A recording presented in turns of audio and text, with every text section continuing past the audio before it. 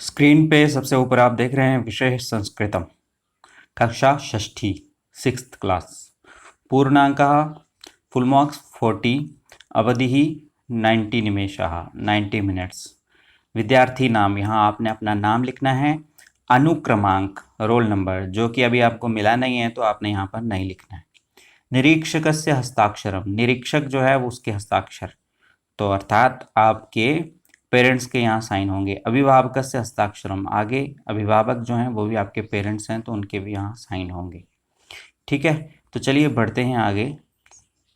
प्रश्न नंबर 1 देखते हैं। सबसे पहले यहाँ लिखा है अधोलिखितम, नीचे लिखा, गद्यांशम, गद्यांश पठित्वा, पढ़कर, प्रश्नान उत्तरत, प्रश्नों को उत्तर में लिखो, प्रश्नों का उत्तर लिखो। तो चलिए पढ़ते हैं इस गद्यांश को। गद्यांश होता है पैसेज। जब हम लोग बुक में कोई लेसन पढ़ते हैं उसको गद्यांश ही कहते हैं। या तो वो गद्यांश होता है या वो पोइम होती है। पोइम को कहते हैं पद्यांश, लेकिन यहाँ है गद्यांश। तो जब हम लेसन को पढ़ते हैं तो पढ़ने के बाद उसमें क्वेश्चन आंसर होते हैं तो हम उसके आंसर्स लिखते हैं। कहाँ से लिखते हैं? उसी लेसन में से लिखते हैं। वैसे ही यहाँ एक छोटा सा गद्यांश है। अभी आप 6th क्लास में पहुँचे हो तो या आप पहली बार देख रहे होंगे कि इस तरह से गद्यांश हमारे पेपर में आते हैं। पहले तो नहीं आते होंगे। तो चलिए बढ़ते हैं, पढ़ते हैं इसको। अस्माकं देशे, हमारे देश में, बहवः, बहुत सारे, समुद्र तटः, समुद्र के किनारे, संति हैं।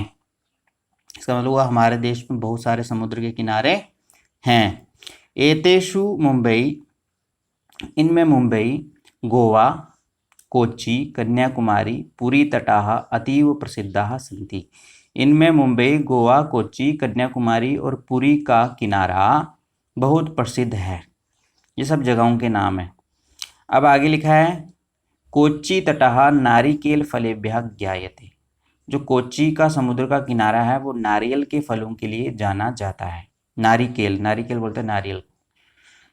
मुंबई नगरस्य, मुंबई नगर का, जुहू तटे, या मुंबई नगर के जुहू के किनारे, जुहू वहाँ पर एक समुद्र का किनारा, उसका नाम है।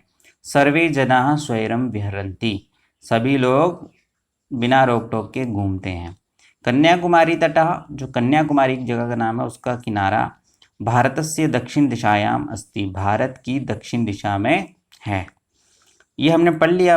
अब इसको पढ़ने के बाद हमने पूछे गए प्रश्नों के उत्तर देने हैं। तो सबसे पहले लिखा है एक पदेन उत्तर। एक पदेन उत्तर होता है one word answer. One word answer आपने देना है बच्चों इसका। ठीक है, अभी हमने उसको समझ लिया ना, समझने के बाद हम आंसर देना आसान होगा। देखो, अस्माकं देशे बहवः किम अस्ति, हमारे देश में बहुत क्या हैं, ये आपने लिखना है। दूसरा है कोच्चि तटः केभ्यः ज्ञायते, कोच्चि का किनारा किसके लिए जाना जाता है। अब संस्कृत में ही आपने वो वाली लाइन यहाँ पर लिखनी है।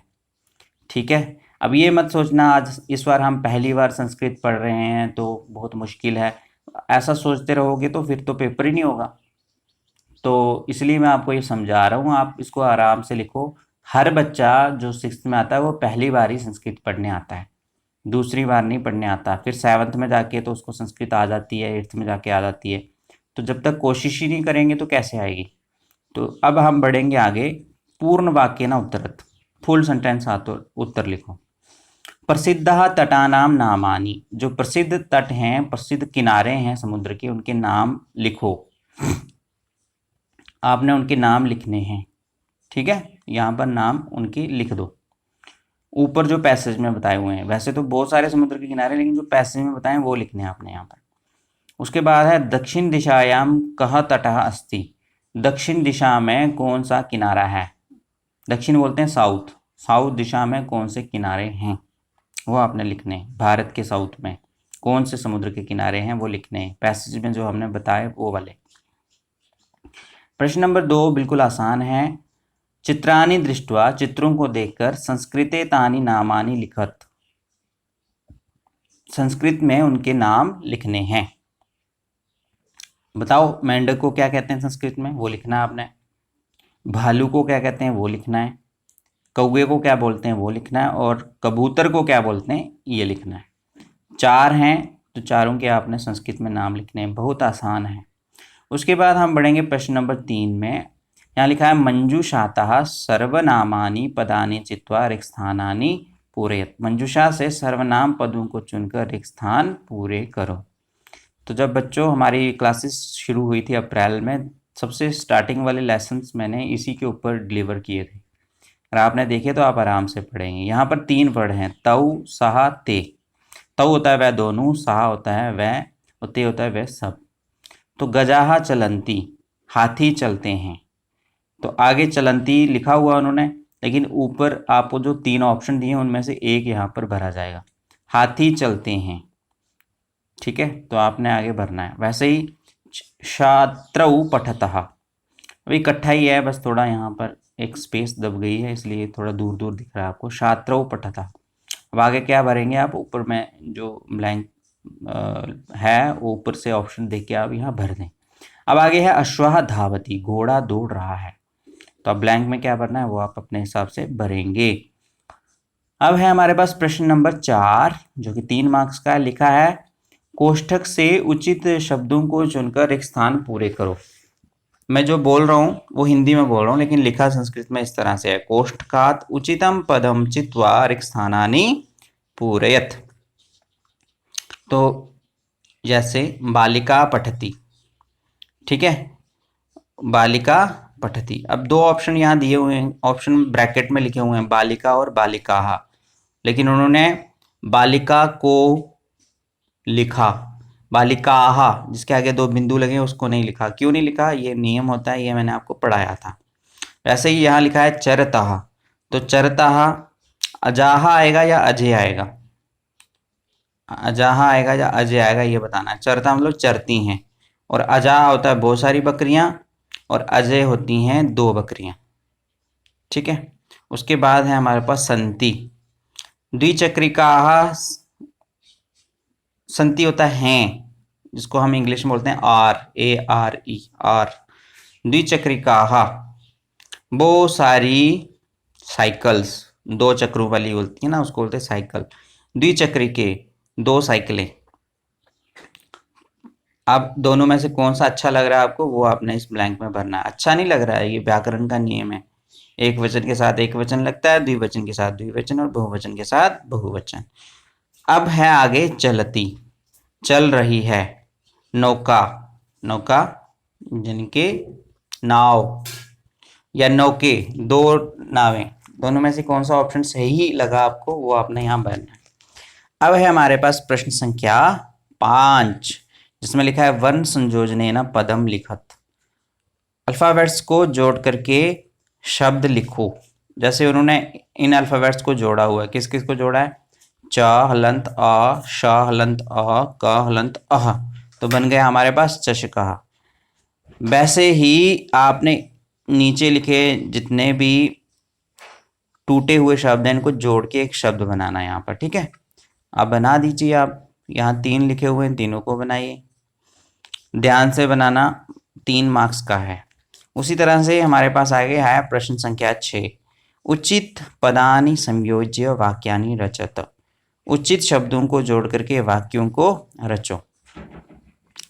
अब इनके अर्थ आपको पता होंगे तो आप आराम से कर लेंगे। जैसे कोकिले, 2 कोयलें, सामने लिखा है विकसंती, खिलते हैं। अब 2 कोयलें खिलते हैं, ये तो सही ऑप्शन नहीं है ना, तो इसलिए उन्होंने एरो दे के बताया हुआ है कोकिले कूजता, 2 कोयलें कूक रही हैं, ये उन्होंने खुद ही बता दिया। अब आपको आगे वाले जो है खुद करने। पवनः हवा, बहती चलती है। पुष्पम फूल, उत्पत्ति उड़ते हैं।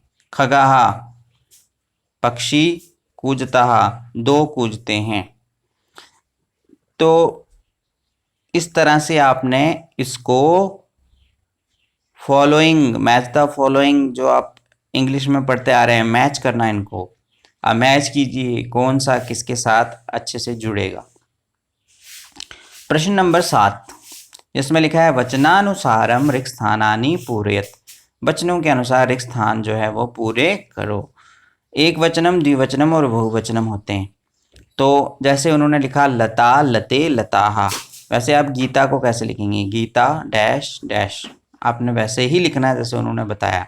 वैसे ही आगे लिखा है पेटी के, आपने लेफ्ट और राइट में भरना है। तो अब है हम आगे चलते हैं। यहाँ लिखा है वर्ण विच्छेदनम कुरुता, वर्ण विच्छेद करो।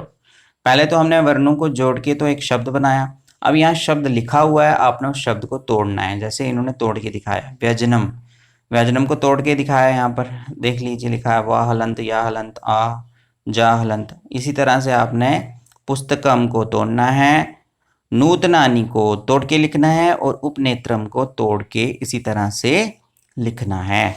तो अब हम आगे बढ़ेंगे। यहाँ है प्रश्न संख्या 9, जिसमें लिखा है निर्देशानुसारम परिवर्तनम कुरुत, निर्देश के अनुसार परिवर्तन करो। निर्देश होता है एग्जाम्पल, जैसे अहम पठामी, अहम पठामी आगे ब्रैकेट में लिखा बहुवचने।